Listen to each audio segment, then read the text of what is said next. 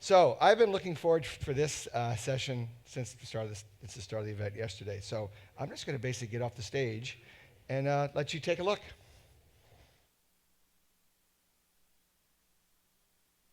Joining me now, the man of the hour, Iron Mike Tyson. Before we talk about your promotional exploits now, let's talk about what happened before the fight. What happened? You went over, you spoke to Teddy Atlas. How important was Teddy Atlas to you earlier in life as far as becoming a fighter? Extremely important. Extremely important. Extremely important.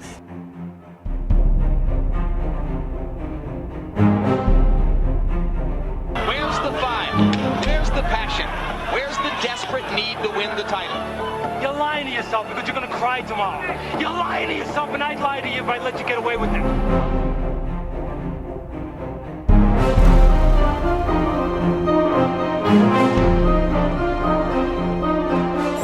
18 minutes is going to be over with. But what you do here is going to last forever. It's going to be your history. It's going to be your family's history. It's going to be your reputation. Can you be strong for 18 minutes? Can you be strong? Yes.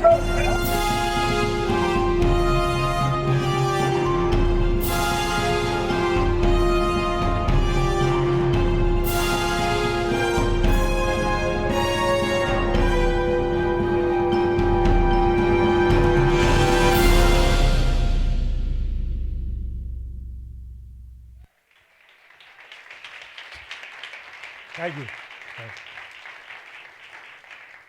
Thank you. Appreciate it. Wow, this thing really works. What can a fight trainer do for so many smart people that have done so well in their lives, in their own endeavors? Well, if we all say that we're fighting for something and therefore make the concession that we are indeed in a fight, well, I can help you. My guys win fights. The first thing is to know what you're fighting, what you're really fighting. I'm real good with X's and O's. I mean, I'm a good teacher. I should be. I've been in the boxing business 40 years. I would hope Cus D'Amato once told me if I wasn't by now, I should be selling Italian ices somewhere. So, and I get guys in real good shape. I should. I've been in the business 40 years. But all of that would mean nothing. I'd have no success. And I've been lucky. I've had 17 world champions, 3 heavyweight champs of the world. And if I've done anything good to lead to that success, it's been that I understand where we're fighting and what we're fighting, what the landscape, what the terrain is, what really counts. And that's what I'm here to talk to you about. It's not a natural thing to understand it. When you're in a place where there's fear, where there's danger, whether it's in a boardroom, it doesn't have to be physical danger. My business is a tough business. Your business is tough too. You're in a boardroom, there's danger. You can lose money.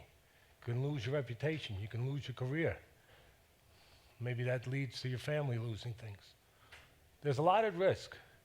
When there's emotional risk and physical danger or financial exposure and danger, things happen. I'm here, if you said, Teddy, give me 2 words that you're going to try to impress upon this smart audience today. One would be awareness and control. You can't control something you're not aware of where it's coming from, where it's attacking from, what the hell it really is. In my business, you don't know that, you're not in the business. You get knocked out.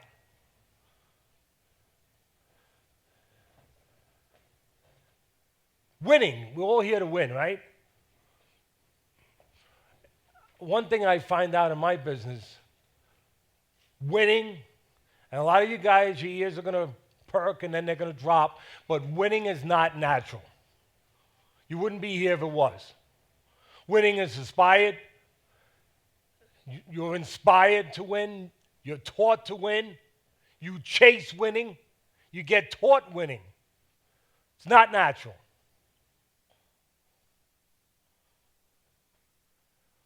When you are threatened, When you're in danger, a door opens. And what comes through that door is your best friend, but it's your worst business partner. It's called the instinct to survive. How many of you know if you're actually, or if the people, your subordinates, the people you depend on so much to make your company, are winning or surviving? Do they even know? Do they understand to the level that we're about to talk about right now? See, nature, the instinct to survive, that's one thing we all have. We really do. We're brothers. We were born with that. You don't have that, you're dead. You can't live without the instincts to survive. You walk across the street, you don't look, you don't see the car, you're finished. But you can't win with it sometimes. Unless it's understood, it's controlled. And I guarantee you, some of you, this stuff's going on, and hopefully after this, you understand more about it and about what's really going on in those realms, in those areas. Let me give you some tangible things you can grab onto. And what I would ask you is that you don't have to close your eyes, but you just think and you just parallel your own experiences, your own business, your own practices. You just see where there's a parallel. I lay it out, see where the dots do connect in your own, obviously, world. Nature, it cares. You know, if you took life, for me anyway, and you could break it down to matter, you know, what is life? If you could take it to matter and you could break it down to its molecules, the molecules would be moments. Moments. Well, nature, we live by moments. It's just a matter of how successful those moments are and how damaging they are. But we live for moments. That's the molecules of life. So nature only has one responsibility. It's probably the greatest CEO. It probably will blow all you guys away. It's the greatest CEO of all time. It really is. But it only cares about one thing. It's investment. You.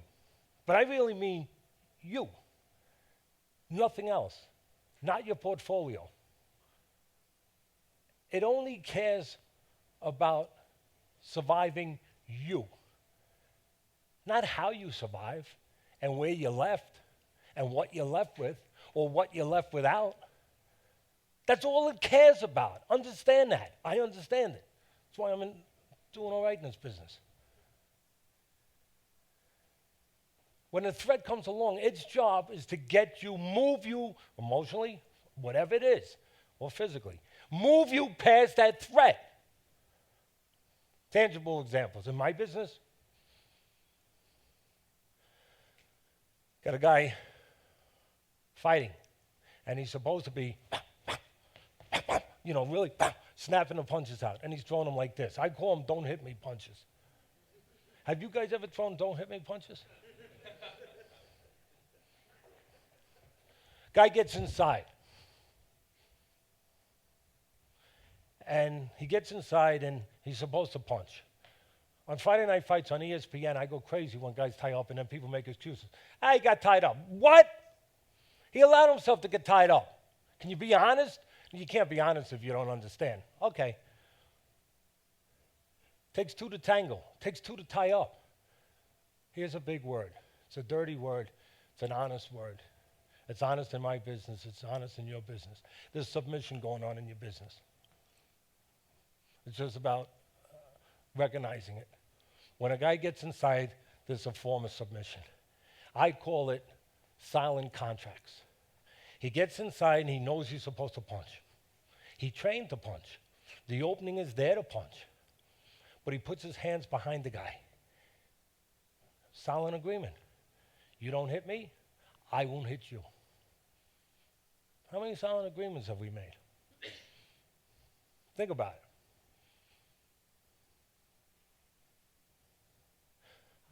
I trained some football teams. Trained the New York Jets for 3 years. When they first came to me, they had lost. And I'm not bragging anything because they didn't go to the Super Bowl, did they? No. So I can't brag. So that takes care of itself. They came to me, Eric Mangini came to me, smart guy, Wesley, all that stuff. They had lost 8 straight games to New England. I'm pretty sure it was 8. I'm sure you guys are Googling right now. But it was, which I don't know how to do. But they had lost 8 straight games. She said it's right. Thank you. Jet fan or New England fan. New England. And what have Brady probably, maybe. Don't have to be a genius. So they had lost 8 straight. I talked to them. Anyway, they won the game. And I wanted to do it the right way, so I got involved a week before. What are you guys doing wrong? So Mangini shows me the film. I sat in on a, you know, I know how to break film down, fight, so how difficult could it be in boxing? So the basics are the basics, right? The fundamentals are the fundamentals. You know, you don't move your head, you get knocked out. You don't tackle the guy, you lose. So they were missing a lot of tackles. I mean, like, a lot of tackles. And it was like a folly show after a while. It was like, I said, run that back. I got to see something here. So anyway, I got it together, and I go to the team. I said, you know why you guys are missing tackles? I'm not Vince Lombardi, and some of them laughed. I said, I'm not trying to be, but if I know anything, I know about pressure and what people do and what they don't do under pressure. That's what this is all about. We get paid for what we do under pressure, not in practice. So do you guys admit that, like I looked in the film, from what I saw, your heads were too low? They said, you know something about football. I said, no, I know something about what I just said I know something about. I don't know nothing about football. But your heads were too low. How could they be too low?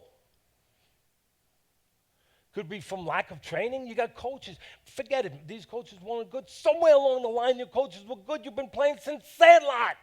20 years.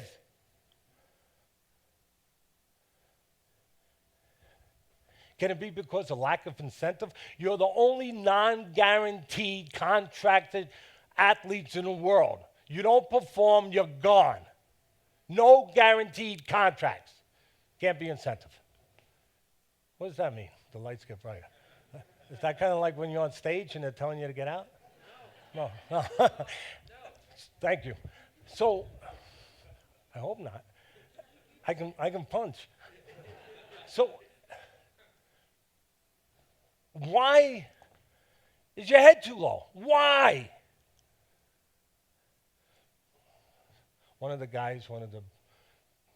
defensive linemen whose head was too low put his hands up. Why? Because you didn't want to see what was coming at you. He's 240 pounds. He bench presses 500 pounds. He runs a 4.340. I wouldn't want to see it either. And nature did its job. He stepped in and said, let me get you the hell out of here.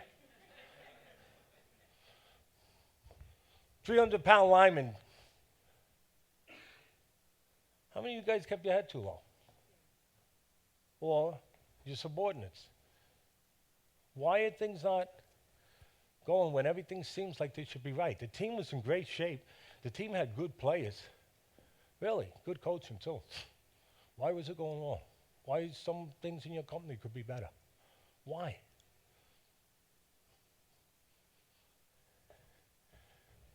$300-pound lineman. Another dimension of it. Same neighborhood though. I saw on the tape, he kept jumping off sides. Mangini was going nuts. And you know what? He was making him do push-ups. He was making him run laps. he was fining him. I said, this guy's going to be muscle bound and broke before you ever get to the, really, before you ever get to the answer. Did he forget? So I didn't want to embarrass him, but we're together. We're trying to get somewhere. I said, did you forget to count?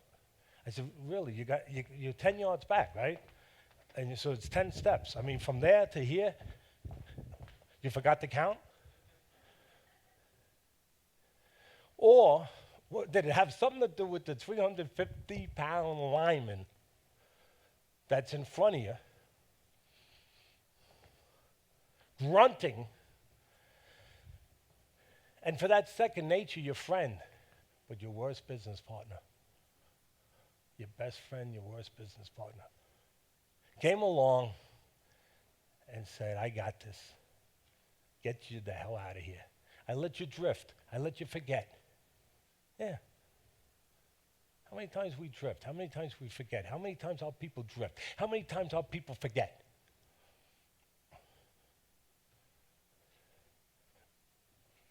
This is what it is.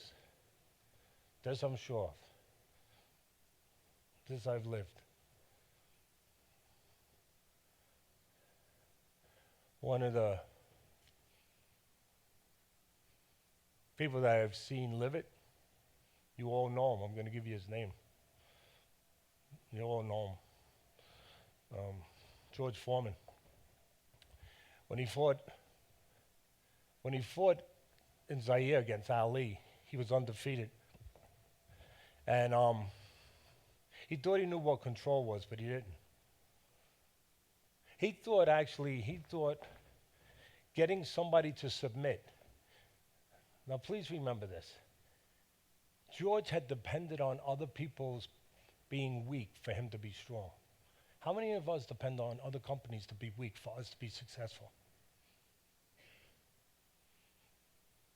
George Foreman knew how to intimidate guys, bully guys, and get them to submit, give up control. He mistakenly thought that meant he had control. No. You have control, you don't have it. Somebody doesn't give it to you. They give it up, that's on them.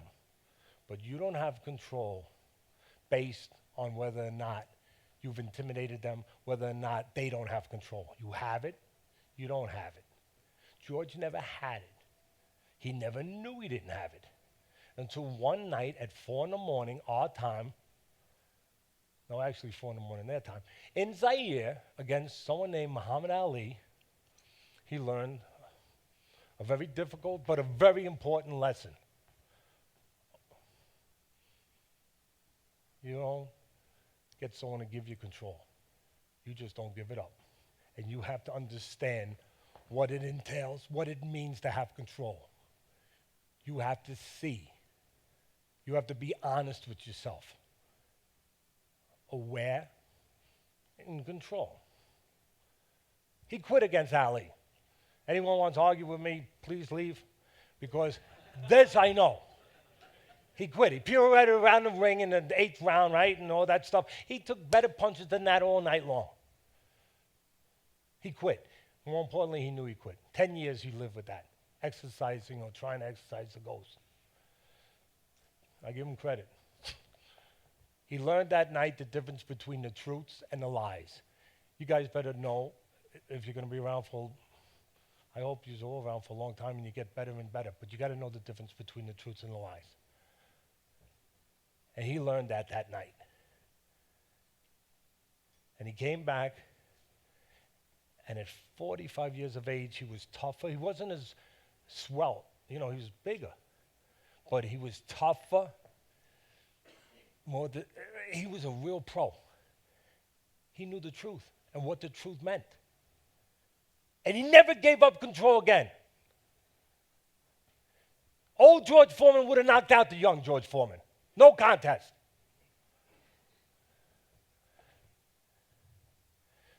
But you know what else? This great instinct of survival, your best friend, your worst business partner, you know what? It has minions. It has agents. Really, you can't do all this work by itself. It has brokers. You guys know about brokers. And one of its brokers, and this I think is a key, a real key. I think it's all key. But I think this is a real key for you guys. And maybe people under you. One of its brokers was a guy named Eagle. And George realized that Eagle was doing his good work, but it was, again, worst business partner. He was hiding them. And he was nasty, and he was, but he didn't want no one to know how he really felt. So he thought this was the way to do it. So Eagle masked him, Eagle hid him, Eagle protected him. Until somebody pulled the curtain away from the wizard. And there was no wizard. Muhammad Ali. But there's other Muhammad Alis out there.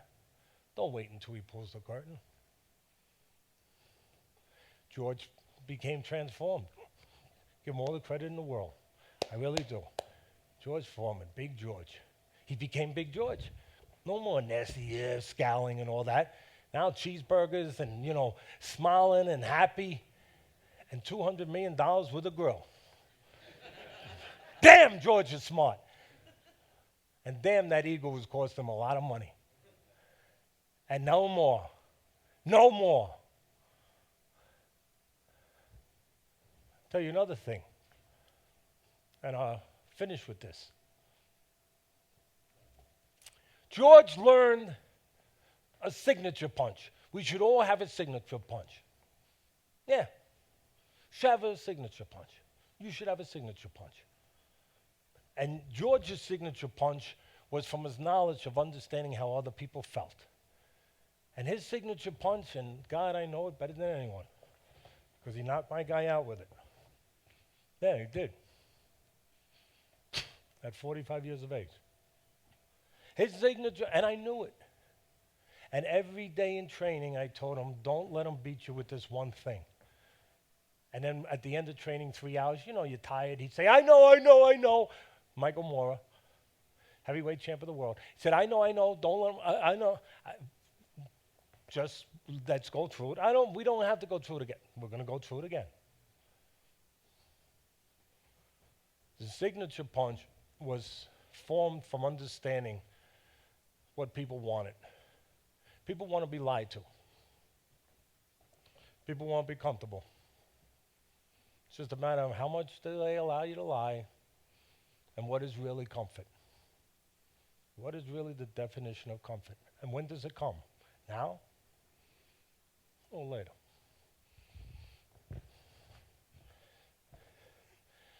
George started throwing his 3/4 jab. And you're supposed to throw a full jab, say full extension. But he threw a 3/4 jab. And he made you think it was safe to be here. When in reality, it wasn't safe. Because in reality, this could hit you there. This was safe. And if he threw the full jab, you would have known that. And you would have known what the range of danger was. Oh, my God.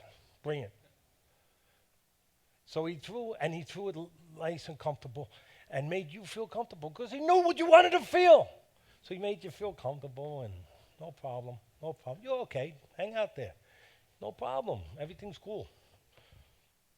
Well, not cool no more.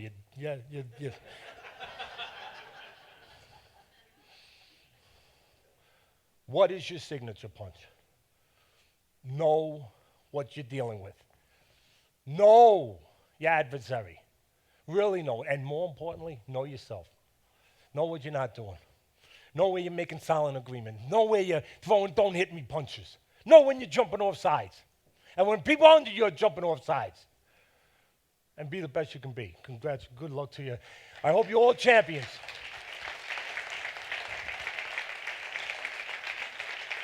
Thank you very much.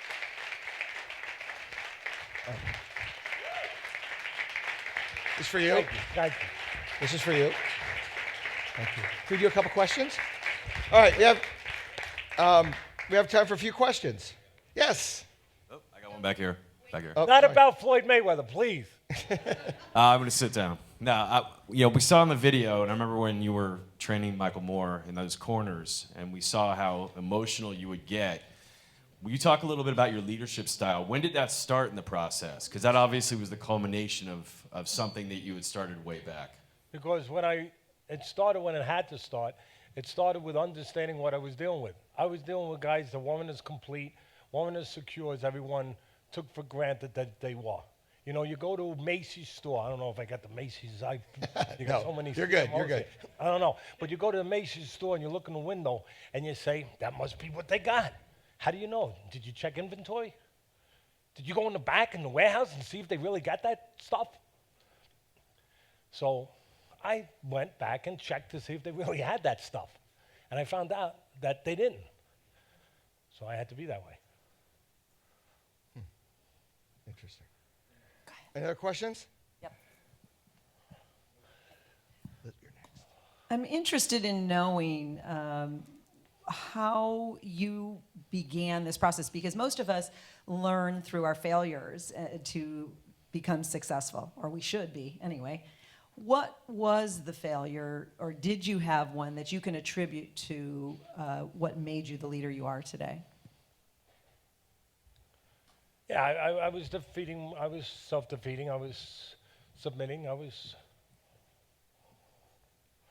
went to jail, I was in Rikers Island. I shouldn't have been there, but I should be there because of what I did. But if I had been more honest with myself, I would have seen why I was doing what I was doing. Not what I was doing, but why I was doing it. And for me, I was doing it I wanted my father's attention. My father was a doctor. He was a general practitioner that took care of the world. He took care of the poor. He built a hospital. How many doctors build a hospital so people could get free hospitalization, and he pays for it? 20 beds. He was a special, great man. But he didn't have time to be a father. And he did house calls from morning to night. And he didn't charge. Well, he charged $5 sometimes. And he did it till he was 80 years old. And I felt the only people that got his attention were the people that were sick. And the people that were hurt. And the people that something was wrong with them. So I made sure there was something wrong with me. But at least I figured it out. Good stuff. Elizabeth. I had a question regarding when you're evaluating if you're going to take someone on to train them, what are the characteristics you're looking for in terms of, does this person have potential to be a champion? You talked a lot about our subordinates and who's on your team, and how do you evaluate, does this person have what it takes? What are you looking for? That's actually, well, they're all good questions, but that's a very good question. Yeah, Thank you. You're Good welcome. job. Elizabeth Charles, everybody. Nice question. I actually want to know, without getting too dramatic and all that stuff, but I want to know something about their background, their character. I want to know something about choices they've made already in life. Simple thing like maybe some have, they didn't have a father. A lot of my kids don't have fathers. Maybe something like that, and they raised their siblings. Wow. I'm already saying, well, this guy already knows how to make choices. This guy already knows how to deal with pressure. This guy already has something substantial that could be built on. So I want to know that. I mean, does that guarantee it? No. But I tell you one thing, it sure as hell comes closer to guaranteeing it. It gives you a much better shot at knowing, before you get too far down the road, what you're dealing with and what will happen. Know his past, know their past, know their habits, know what their experiences have been and what they've done with those experiences. And you know what? I'm going to throw one thing in there. Another thing with you guys, and obviously with your subordinates, with your people under you, with your underlings, with your team, that's so important. Now, don't get this wrong. I'm not saying be a monk. I'm not a monk. But morality, it figures in there. It's important. It really is. It is. I know it. And I know it myself, and I know it through fighters. But if you don't, when a worthwhile moment comes, you better have somewhere to feel worthwhile.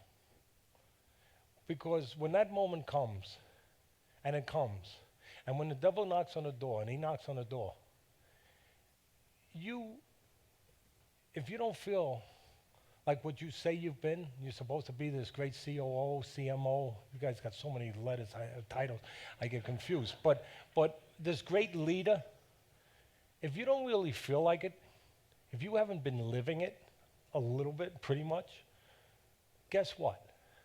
It shows. It shows. And for me in my business, when the moment comes, you better have somewhere to attach to feeling like a Spartan, a gladiator, a warrior, a Viking, a decent man, an honest person, not a liar. That was Mike Tyson's problem. And I'm not here to say, you know, I'm this and point, but it's a fact and he knows it. And I hope to God he's found himself, and I really do. But he submitted in his most important fights in his life. It wasn't because his talent dissipated suddenly and went out the door. It was because when the moment came to behave like a fighter, like a Spartan, like a Viking, he didn't feel that. He felt like something else. That's important. All right, we have time for one more brilliant question. I got one. I grew up with a guy by the name of Rick Glass, Golden Gloves boxer in the Bay Area. His dad coached him throughout, and his dad was a boxer. And so I've known Ricky for 40 years, and Ricky's never been able to get out of the ring. Successful business guy, would be sitting here on a panel, recruiter, et cetera, et cetera. But Ricky has struggled. And so does a boxer ever get out of the ring? Does a CEO ever get out of your ring? It's hard. If they have the right people around them helping them get out, they got a better chance. If those people really are thinking the ways they need to think. But unfortunately, sometimes people, they can be selfless and they can be selfish. And sometimes they can make excuses like we've been talking about. That's what we've been talking about, right? We've been talking about different forms of excuses of why not to get them out. And I even heard one guy, I remember I retired a guy one time, and he was 25-1, and he lost one fight, and I retired him. Because he got hit too much in the gym, and he was getting hit, and that fight, and it was getting worse and worse. And I retired him, and everybody was like jumping, telling him, Teddy don't know what he's doing. Teddy's wrong, he's keeping you from making money. And, you know, and they all said it was wrong, that I should have allowed him to continue fighting. And, you know, one guy even said, if Teddy really cared about you, wouldn't he have stayed with you? See, he didn't care about you, because he would have stayed with you to make sure. No, it wasn't about that. It was about stopping or not stopping. It wasn't about staying with him so I could train him better. I knew I'd train him as best he could be trained, but I knew what the problem was. And it's hard sometimes under these conditions to be honest with yourself. Well, maybe you are being honest with yourself, and maybe the honesty is pretty ugly. That's another thing we talked about here with the ego. And yeah, his name was Phil Santiago. He came from East New York, a really rough place. Really rough place. I mean, they shoot people in the middle of the day. And he was a great kid, great kid. Anyway, they jumped on him, and he was all set to fight. And I don't know what you believe in, but for some reason, he was forced to take an MRI, which really wasn't supposed to be mandated. I don't know how it happened, how it got screwed up, but he took an MRI, because usually you're not supposed to take an MRI unless you get knocked out. And so somehow they said he had to take an MRI. He took an MRI, and the doctor said, you should never get in the ring again. So he didn't get in the ring again. So it worked out, which is a great thing. And I hope it works. I hope your guy can, tell him that Teddy said hello. Really? Yeah, please. I'd be glad to. I definitely, as soon as we're done, I'll call him. All right, ladies and gentlemen, Teddy Allen.